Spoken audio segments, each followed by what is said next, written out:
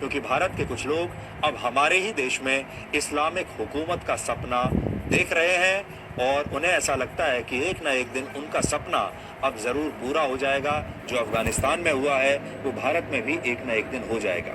भारत के पास 14 लाख सैनिक हैं और जो लोग भारत में इस्लामिक हुकूमत का सपना देख रहे हैं उन्हें लगता है कि जब 50-60 हजार तालिबानी 3 लाख अफगानी सैनिकों को हरा सकते हैं तो कुछ लाख आतंकवादी या तालिबानी लड़ाके भारत को भी हरा देंगे। ये तो शुक्र है कि हमारी सेना बहुत मजबूत है जो भारत पर कभी कोई आंच नहीं आने देती है। लेकिन जिस दिन इन लोगों को कश्मीर, पंजाब या फिर भारत के किसी भी इलाके से अंदर आने का एक छोटा सा भी रास्ता मिल गया, ये आतंकवादी गजवा हिंद का सपना पूरा जरूर करना चाहेंगे। इनकी विचारधारा ने भारत की अखंडता में छेद करना शुरू कर दिया है। तालिबान तो भारत नहीं आया है, लेकिन तालिबानी विचारधारा को मानने वाले लोगों की संख्या भारत में अच्छी खासी है।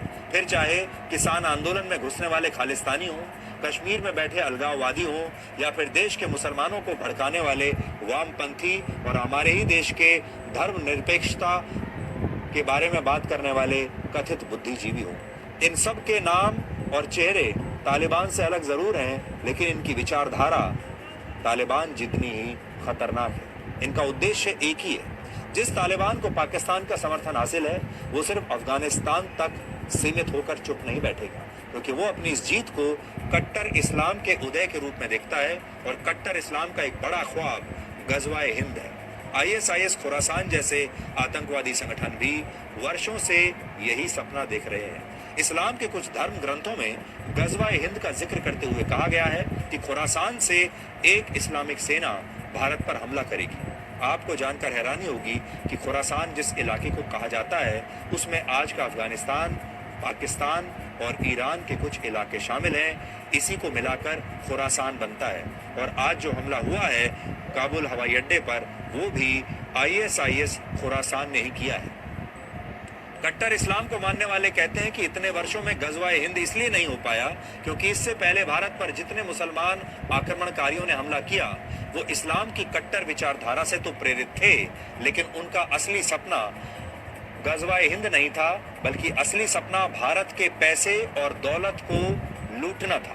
यानी आप ये समझ लीजिए कि वो धर्म के नाम पर यहाँ पर हमला करने के लिए नहीं आए थे, वो भारत को लूटने के लिए आए थे और ये सब लोग छोटे मोटे लुटेरे थे।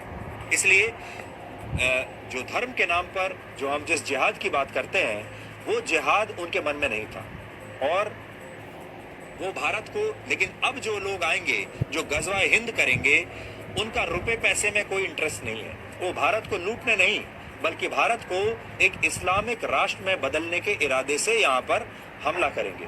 इसीलिए आपने देखा होगा कि जो पहले आक्रमणकारी आए कुछ सैकड़ों वर्ष पहले, उन्होंने लोगों को तो मारा ही था, लेकिन उन्होंने पैसा लूटा और उन्होंने बहुत सारे लोगों को और राजाओं को माफ भी कर दिया। जिन लोगों ने ये स्वीकार कर लिया कि आप हमारे ऊपर शासन कीजिए, हमसे पैसा लीजिए, टैक्स वसूल लीजिए, उन्होंने माफ भी कर दिया, क्योंकि उनका जो मुख्य मकसद था वो पैसा लेना था, दौलत लेना था, लूटना था। लेकिन अब जो लोग आएंगे ये लूटने के लिए नहीं आएंगे, ये सिर्फ मारने के लिए आएंगे।